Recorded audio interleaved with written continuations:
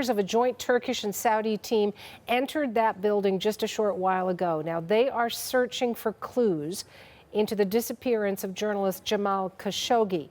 He was last seen entering this consulate building on October 2nd. He has not been heard from since. Freelance reporter Dorian Jones is in Istanbul. He's got the latest on the investigation. The Turkish police insist that they know what they're looking for. They say that there are these so-called alleged recordings of Khashoggi's abduction and alleged murder. They say we know where we're going to look if we get access to the building. So everyone is waiting to see whether they will be able to find anything.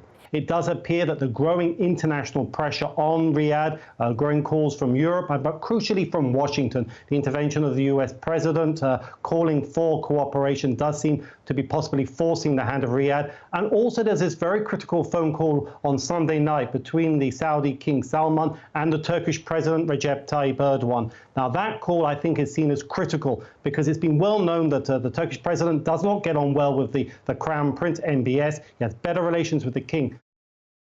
That's freelance reporter Dorian Jones in Istanbul. The U.S. appears to be doing its own investigation into Khashoggi's disappearance. Donald Trump spoke with reporters earlier. He is sending Secretary of State Mike Pompeo to Saudi Arabia immediately to meet with King Salman. CBC's Lindsay Duncombe is on the story. She joins me live from Washington. What else did Trump say about the Khashoggi case, Lindsay? Well, this really is the White House doing damage control because this is problematic for a key relationship between the Trump administration and Saudi Arabia. Saudi Arabia has been the country that has been the place where the administration has put its Middle Eastern focus, and this certainly complicates it. So Donald Trump is sending the Secretary of State to the region, and he discussed his conversation with the king not long ago. The king told me that Turkey and Saudi Arabia are working hand in hand very closely on getting to the bottom of what happened. So we'll see what happens. But Mike Pompeo is leaving literally within an hour or so. He's heading to Saudi Arabia. We are going to leave nothing uncovered. With that being said, the king firmly denied any knowledge of it.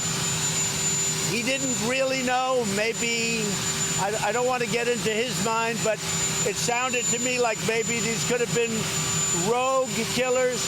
Who knows?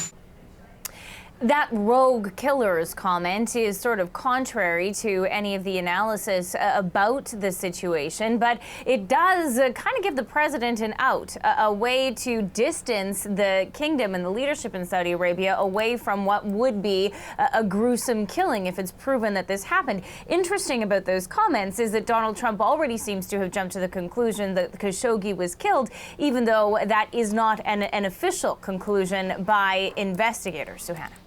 And Lindsay, businessmen are set to gather in Saudi Arabia in just over a week. It's an investor conference. It's dubbed Davos in the desert. Is the White House sending anyone?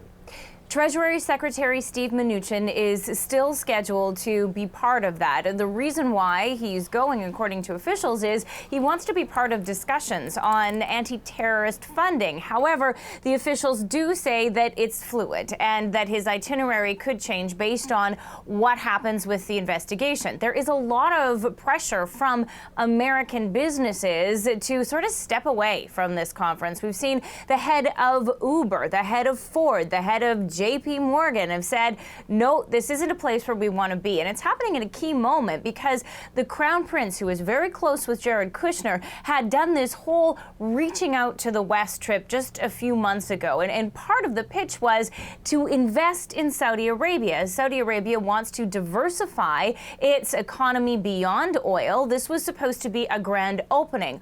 Obviously, because of the allegations of what happened in the Turkish consulate, a lot of those businesses are getting scared that maybe the old Saudi Arabia or this new Saudi Arabia is not exactly what it has been set up to be. At the same time as all this is going on, there is pressure from Congress for the White House to consider sanctions. The president, though, has said that he is skeptical or doesn't want to do anything that could hurt the U.S. economy and jobs, and that includes the fact that he doesn't want to give up the billions of dollars in arms sales to Saudi Arabia. Thanks for that, Lindsay. CBC's Lindsay Duncombe in Washington.